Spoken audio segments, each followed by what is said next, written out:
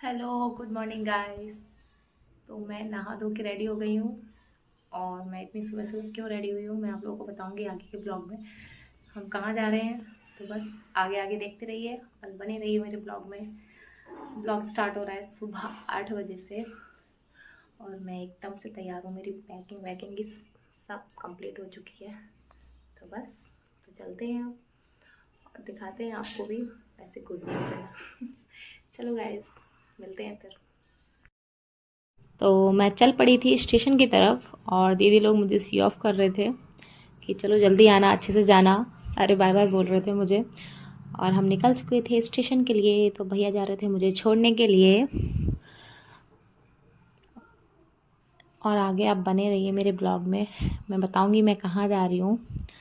और आरू को मैंने स्कूल छोड़ दिया था, आरू को लेकर नहीं जा रही हूँ, मैं अकेले ही जा रही हूँ क्योंकि लंबा सफ़र है और फिर वहाँ पे यार अब मतलब रहने का इतना कुछ वो नहीं है, तो कहाँ रहेगा बेचारा, इसीलिए मैं उसको छोड़ के जा रही हूँ। मेरी मम्मी आ जाएंगी उसके पास, मतलब उसकी नानी आ जाएंगी, तो बस वो रुकेंगी। और बस हम स्टेशन पहुँच ही गए थे मैक्सिमम। स्टेशन और हमारी ट्रेन थी 9:40 की और मैं पहुँच गई थी स्टेशन। भैया मुझे छोड़ के और वो जा चुके थे। अब मैं जा रही थी अपनी प्लेटफॉर्म की ओर क्योंकि मेरी ट्रेन आने वाली थी। तो मेरा था प्लेटफॉर्म नंबर 2। तो मैं उस पर जाके खड़े होती हूँ और अपने ट्रेन का वेट करती हूँ। मेरी ट्रेन बस 5-10 मिनट में आने ही वाली थी। भाई कोई था नहीं जो मेरा ब्लॉग शूट कर पाए, सॉरी ब्लॉग शूट कर पाए, इसीलिए मैं खुद ही से सारा करती हूँ ना। तो सिर्फ फ्रंट का दिखा पाती हूँ, बैक का मतलब अपना खुद को नहीं दिखा पाती हूँ। तो सब देखिए और इन्जॉय करिए। और ये देखो, ये फॉरेनर है। जैसी मतलब ट्रेन थी ना वंदे भारत मेरी, मैं फ़र्स्ट टाइम वंदे भारत में ट्रैवल कर रही थी और देखती हूँ मेरा कैसा एक्सपीरियंस रहता है। तो ये सारे लोग मतलब खड़े होकर वीडियो बनाने नहीं लग गए क्योंकि फॉरेनर होते हैं ना वो हमारे जैसे। इस ट्रेन का नाम वंदे भारत रखा गया ना, तो इन लोगों को है कि इतना स्पेशल क्यों रखा गया इसका नाम। तो उसकी स्पेशल क्या बात है ये देखने के लिए ये लोग इतना ज़्यादा वो कर रहे थे कि मतलब क्या होगा क्या नहीं होगा। तो बस ये काफ़ी लोग आए हुए थे और मैं थी इकोनॉमी क्लास। तो बस चलते हैं अंदर और देखते हैं कैसा क्या है। मैं फ़र्स्ट टाइम ये ट्रैवल कर रही हूँ तो बस देखूँगी वही कैसा एक्सपीरियंस होता है इसका। अच्छा लग रहा था, काफ़ी अच्छा था सारा कुछ। सारी क्लीन मतलब अच्छा रखा गया था, हर चीज़ का ध्यान रखा गया था, हर चीज़ का काफ़ी कुछ था। तो बस बैठते हैं फिर दिखाते हैं आगे का। मैं बैठ गई थी अपनी सीट पे आके, तो देख रही थी, अभी ट्रेन निकली नहीं थी, सब बैठ रहे थे और मैं देख रही थी इसमें क्या क्या है। तो इसमें लिखा था कि आप इसको प्रेस करेंगे तो ये पैर रखने के लिए था, काफ़ी कंफर्टेबल था। इसे पैर रखो तो काफ़ी कंफर्टेबल हो रहा था सारा कुछ। और ये थे एक फॉरेनर जो अपनी वाइफ के साथ साथ कपल थे दोनों। तो ये अपनी वाइफ का फ़ोटो ले रहे थे या जो भी है उनका पार्टनर थे उनकी फ़ोटो ले रहे थे। काफ़ी ये लोग मतलब देख रहे थे एक एक चीज़ को बारीकी से। तो मैं भी इनको नोटिस कर रही थी कि मतलब कितना नोटिस करते हैं यहाँ हर चीज़ को, हर हमारे कल्चर को, हमारी हर चीज़ को कितना नोटिस करते हैं ये लोग। वो देख रहे थे कि ट्रेन चलो हमारी निकल पड़ी थी।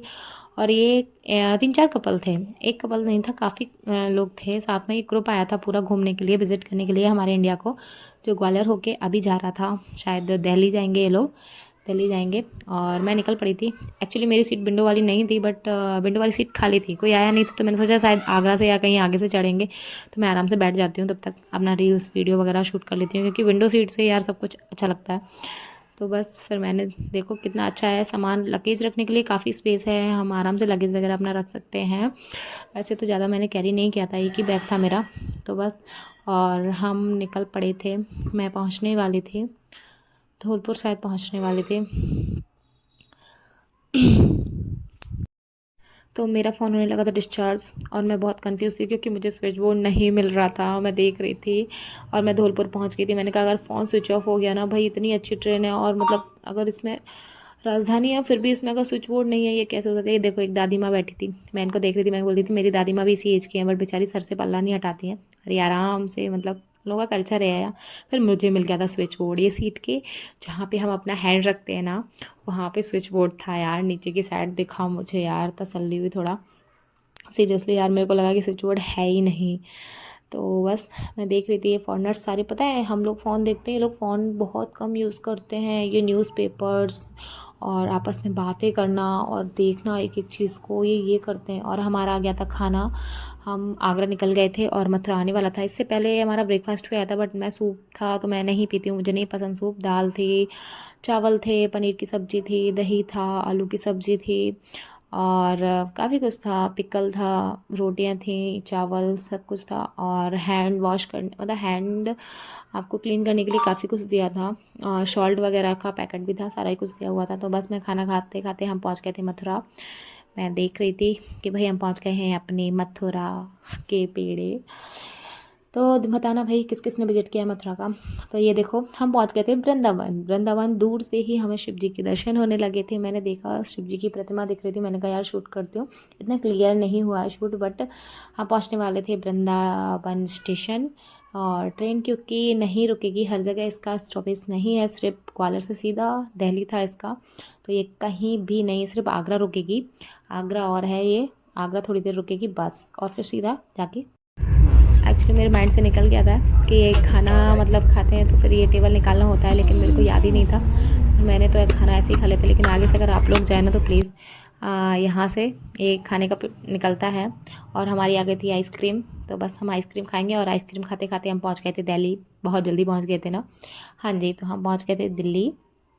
जस्ट पहुंचने ही वाले थे तो हमारा स्टेशन था हज़रत निज़ामुद्दीन, जो कि मैं पहले भी कई बार जा चुकी हूँ, क्योंकि सबको पता है मैं लास्ट पोस्टिंग हम लोग वहीं काट के आए हुए हैं दिल्ली में। और ये था मेट्रो, तो सारे लोग अब अपना लगेज उतारने लगे थे।